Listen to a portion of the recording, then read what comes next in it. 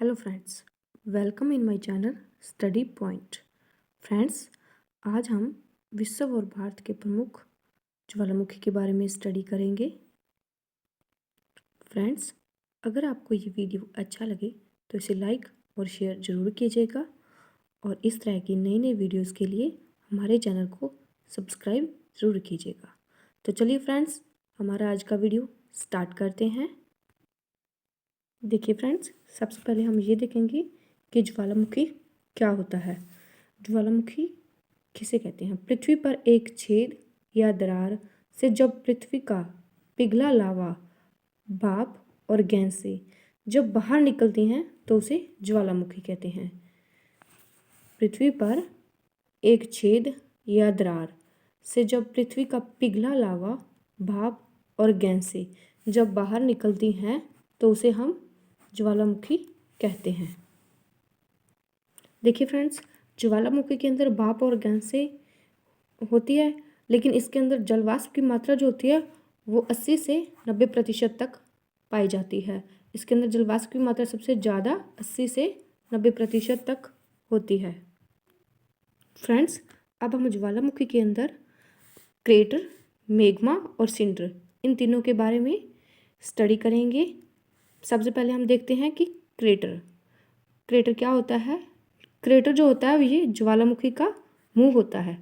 ऊपर वाला जहाँ से भाप और गैस से बाहर निकलती है उसे हम क्रेटर कहते हैं। जहाँ से ज्वालामुखी फूटता है, ज्वालामुखी का मुंह जो होता है वो क्रेटर कहलाता है। नेक्स्ट देखेंगे हम मैग्मा। मैग्मा जो होता है ये अंदर से एक तरल पदार्थ निकलता है। जब ज्वालामुखी फूटता है तो अंदर से एक लिक्विड निकलता है और जब वो लिक्विड पृथ्वी की सतह के ऊपर आता है तो उसे हम लावा कहते हैं। तो क्या कहते हैं? लावा। नेक्स्ट देखेंगे हम सिंडर। नेक्स्ट कौन सा है? सिंडर।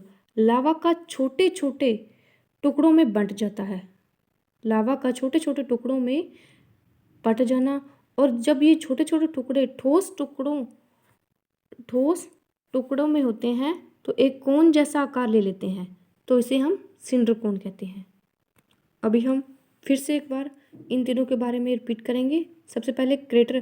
क्रेटर क्या होता है? ज्वालामुखी के ऊपर मुंह होता है, जो जहाँ से ज्वालामुखी फूटता है, भाप और गैसें निकलती है, उसे हम क्रेटर कहते हैं। नेक्स्ट देखेंगे मैग्मा। जब ज्वालामुखी फूटता है तो अंदर से जो होता है वो तरल पदार्थ निकलता है, और जो तरल पदार्थ होता है वो पृथ्वी की सतह के ऊपर जब आता है तो उसे हम लावा कहते हैं। नेक्स्ट हम देखेंगे सिंडर।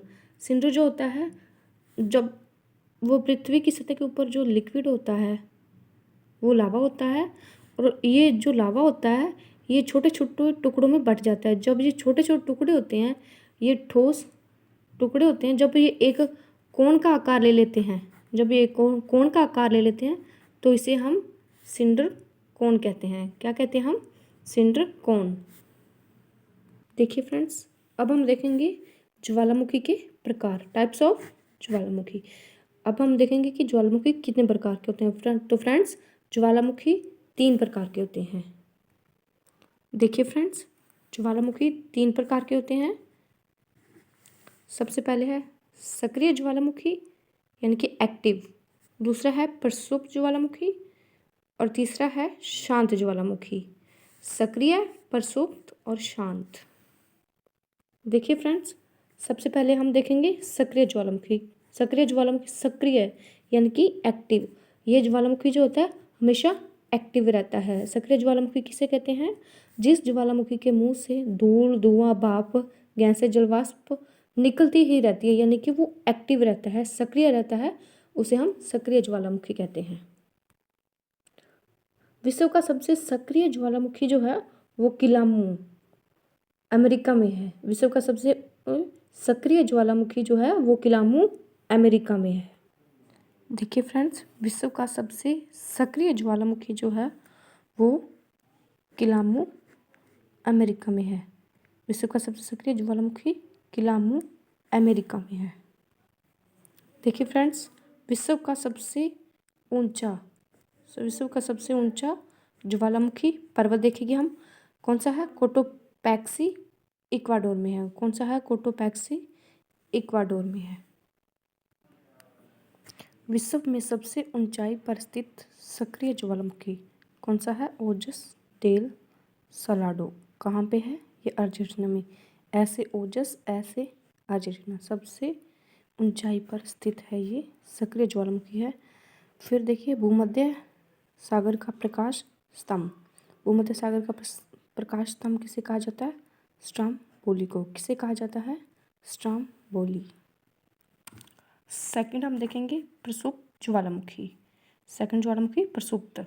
प्रसुप्त यानी कि जिससे कोई उद्गार नहीं हुआ हो, ऐसा ज्वालामुखी जिससे कोई उद्गार नहीं हुआ, यानी कि कोई विस्फोट नहीं हुआ।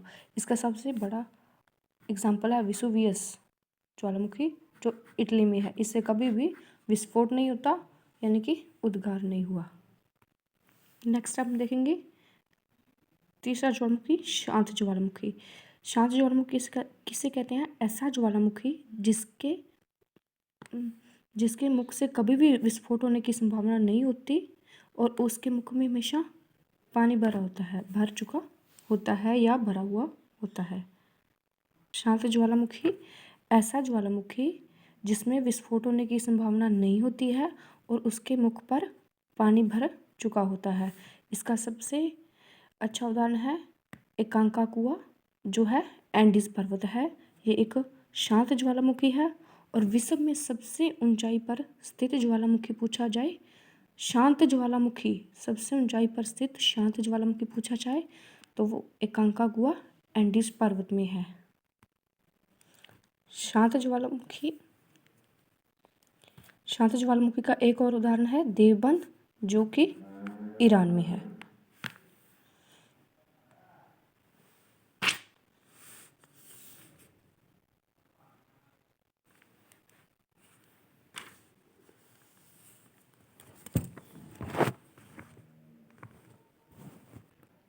फ्रेंड्स, अब हम ज्वालामुखी से रिलेटेड कुछ और बातें स्टडी करेंगे, जैसे कि ऑस्ट्रेलिया जो महाद्वीप है उसके अंदर एक भी ज्वालामुखी नहीं है। उसके अंदर जो है एक भी ज्वालामुखी नहीं है, लेकिन हमारे देश भारत में 2 ज्वालामुखी हैं जो अंडमान और निकोबार में है।